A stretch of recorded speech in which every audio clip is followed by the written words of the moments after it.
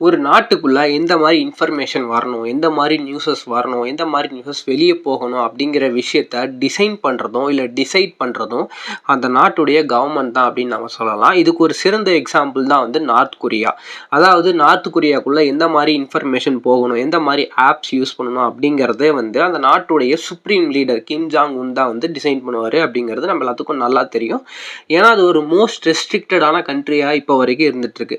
But இப்போது இந்தியாவில் கடந்த 3 மாதத்தில், அதாவது மார்ச், ஜூன், ஜூலை இந்த மாதிரி இருக்கக்கூடிய 3 மாதத்தில் மட்டுமே, அதாவது மே, ஜூன், ஜூலை இந்த மாதிரி இருக்கக்கூடிய மாதத்தில் மட்டுமே social media parent companies இருக்காங்கள்ல, like மெட்டாவாக இருக்கட்டும், கூகுளாக இருக்கட்டும், அதாவது யூடியூப்பை ஓன் பண்ணுறது கூகுள், இல்லை ஃபேஸ்புக், இன்ஸ்டாகிராமை ஓன் பண்ணுறது மெட்டா, இந்த மாதிரி கம்பெனிஸ்க்கு இந்தியன் கவர்மெண்ட்டில் இருந்து 1.95 lakh ஆர்டர்ஸ் வந்து பாஸ் ஆகிருக்கு. ஒரு டைரக்ஷன்னு நம்ம சொல்லலாம். டைரக்ஷன் இந்த சென்ஸில் என்ன சொல்லுவாங்கன்னா, ஒரு வார்னிங், இந்த கண்டென்ட்டை ரிமூவ் பண்ணிடுங்க, இந்த கண்டென்ட்டை டெலிட் பண்ணிடுங்க அப்படிங்கிற மாதிரி ஒரு டைரக்ஷன் கொடுக்கறது தான்.